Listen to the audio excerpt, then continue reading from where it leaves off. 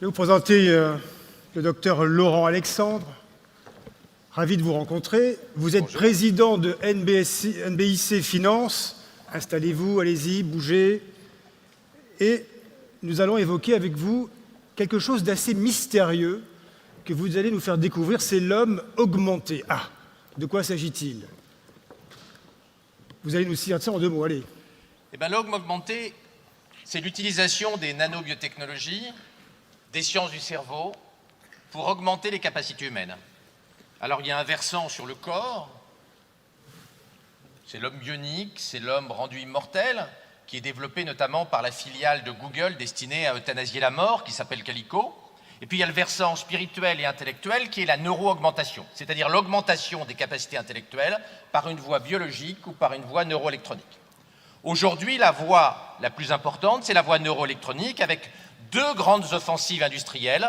La première de Mark Zuckerberg en avril dernier qui s'est engagé à fournir dès 2019 les premiers prototypes de casques télépathiques pour communiquer d'humain à humain par la pensée et d'humain à ordinateur et d'ordinateur à humain. Et Mark Zuckerberg, le propriétaire de Facebook, s'est engagé à ce que le débit soit 5 fois plus élevé que le débit de communication humaine traditionnelle. Et puis la deuxième voie qui est un petit peu plus transgressive, un petit peu plus bouleversante pour les judéo-chrétiens traditionnels que nous sommes, c'est la voie d'Elon Musk avec sa société Neuralink qui est en train de développer une gamme de microprocesseurs miniatures destinés à s'enrouler autour de nos 86 milliards de neurones pour augmenter notre mémoire et notre quotient intellectuel, de manière, explique-t-il, à nous permettre de lutter contre l'hégémonie de l'intelligence artificielle dans les décennies qui viennent. On voit que Tesla, Elon Musk et Zuckerberg, Facebook, nous dessinent un univers d'hommes augmentés, d'hommes cyborgs, d'hommes ayant des capacités intellectuelles plus fortes qu'aujourd'hui, ce qui est bouleversant d'un point de vue philosophique, politique, mais avec également des implications économiques majeures, vous pouvez l'imaginer. Alors nous ne sommes pas dans la science-fiction, tout cela est réel. Il ne s'agit pas de science-fiction, il s'agit de business model. Et il s'agit de business model de gens qui ont des moyens illimités, qui ont les meilleurs technologues au monde, les meilleurs informaticiens, les meilleurs spécialistes du cerveau. Elon Musk a recruté une équipe absolument exceptionnelle à Neuralink, qu'il dirige, puisqu'Elon Musk dirige SpaceX, Tesla, mais aussi Neuralink, des gens d'un niveau tout à fait exceptionnel qui vont, dans les 10, 20, 30 prochaines années, révolutionner l'organisation du travail, bien sûr, l'organisation politique et l'école, bien évidemment. Vous imaginez bien que le jour où des microprocesseurs augmentent de 50 points le quotient intellectuel de nos enfants, l'école va être très très sérieusement, non pas menacée, mais en tout cas challengée par ces neurotechnologies, puisque vous savez qu'aujourd'hui, l'école améliore la culture de nos enfants, mais augmente très très peu leur capacité cognitive, hélas. Alors, docteur Laurent Alexandre, permettez-moi de vous dire que tout cela est à la fois magique et un petit peu inquiétant. Faut-il un moratoire sur l'intelligence artificielle? Il n'y aura pas de moratoire sur les nanobiotechnologies, la génétique et l'intelligence artificielle, parce que ces technologies ne sont pas issues de notre vieille Europe, lasse, fatiguée et blasée.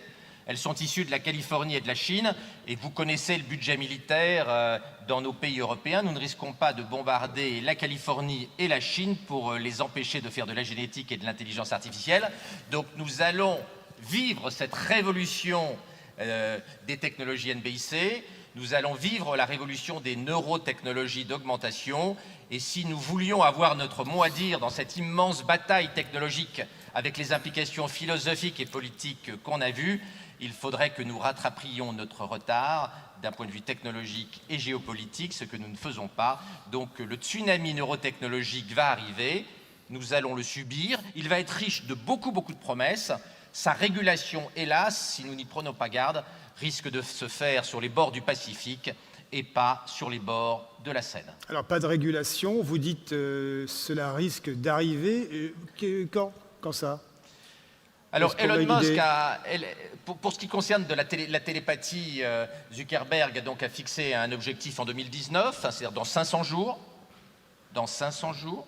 Ah, c'est là donc. C'est demain matin. Ouais. Et la technologie d'Elon Musk qui est plus invasive, On peut penser qu'on est entre 2030 et 2040, mais ça va concerner au début de la vie professionnelle les enfants qui sont aujourd'hui en maternelle. C'est donc une révolution technologique et politique et éducative qui va concerner la nouvelle génération.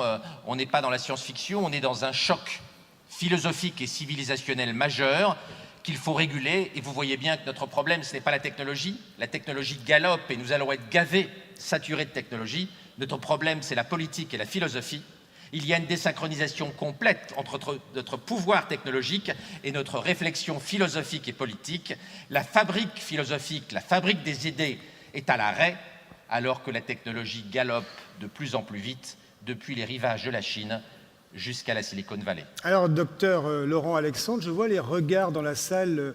Tout le monde est surpris et passionné par ce que vous dites. Vous acquiescez, vous approuvez ou vous êtes inquiet? Je ne sais pas. C'est compliqué de faire une sorte de sondage public comme ça, à main levée, je ne sais pas. Est-ce que vous êtes inquiet du propos qui vient d'être tenu? Levez la main ceux qui se disent un peu effrayés. Alors attention, voilà. Voilà, quand même, hein, c'est intéressant. Hein.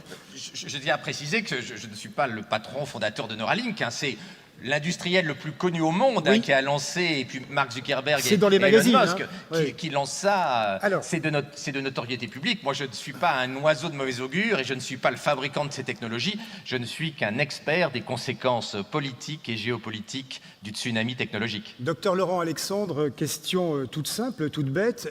L'homme plus intelligent, l'homme augmenté, est-ce qu'il y a aussi un pas vers une recherche de l'immortalité? Est-ce que c'est un autre sujet? Les deux sont liés. D'abord, il faut beaucoup d'intelligence artificielle et d'intelligence pour comprendre le vieillissement qui est d'une complexité inouïe. Vous savez que le séquençage ADN, tout seul, c'est 20 000 milliards d'informations. Donc progresser dans la lutte contre le vieillissement, ce que souhaite, je le disais tout à l'heure, Google au travers de sa filiale Calico, dont l'objectif est de tuer la mort et d'aller vers la mort de la mort dans quelques décennies. Cela suppose beaucoup d'intelligence artificielle et donc nous avons un lien très étroit entre immortalité et intelligence artificielle et neurotechnologie. La mort de la mort suppose un développement massif des technologies d'industrialisation de l'intelligence. Derrière, nous avons deux problèmes. Est-ce que cette mort de la mort et cette industrialisation de l'intelligence artificielle va s'accompagner d'une démocratisation de l'intelligence biologique ? Et puis, il ne faudrait pas non plus que toutes ces technologies conduisent à la mort de l'homme et à un monde où l'homme n'aurait plus sa dignité, ne serait plus qu'un instrument technologique au lieu d'être ce qu'il doit rester, c'est-à-dire un élément pensant, un élément philosophe qui n'est pas uniquement fait de matière technologique et pas uniquement fait de business model. Ultime question avec vous, docteur Laurent Alexandre, pour ce sujet absolument spectaculaire et passionnant. Le temps s'accélère, nous avons évoqué le temps long depuis tout à l'heure. Est-ce que l'homme augmenté serait une réponse à l'accélération du temps, de la technologie? Nous vivons au cœur de machines que nous ne maîtrisons plus. Je pense notamment aux smartphones, la communication, l'accélération de l'information. Ce que l'on peut dire, c'est que comme nous sommes incapables d'interdire les progrès de l'intelligence artificielle, nous avons deux scénarios. La vassalisation par la machine à long terme, ou la fusion avec la machine, ou l'augmentation. Il est clair que l'intelligence artificielle forte, c'est-à-dire dotée de conscience d'elle-même et capable d'hostilité, n'est pas pour demain matin, c'est pour dans plusieurs décennies. Mais plusieurs décennies, c'est dans pas longtemps. Donc nous allons bien être obligés, au moment où l'intelligence artificielle s'industrialise très vite, de répondre.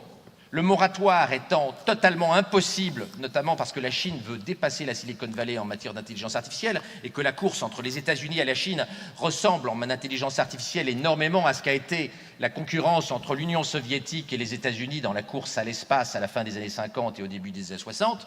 Comme nous ne pouvons pas faire de moratoire, je pense, même si ce n'est pas un souhait, que Elon Musk a raison et que nous accepterons massivement dans quelques temps, pour nos enfants et nos petits-enfants, l'implantation de microprocesseurs dans leur cerveau pour les rendre égaux et leur permettre de lutter, d'être complémentaires avec l'intelligence artificielle. Nous préférerons la fusion avec l'intelligence artificielle plutôt que la vassalisation.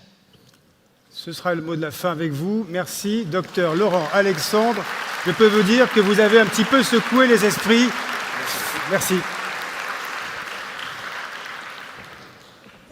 Ça réveille, hein? J'ai l'impression d'être à deux à l'heure. J'étais passionné par ce qui a été dit. Allez.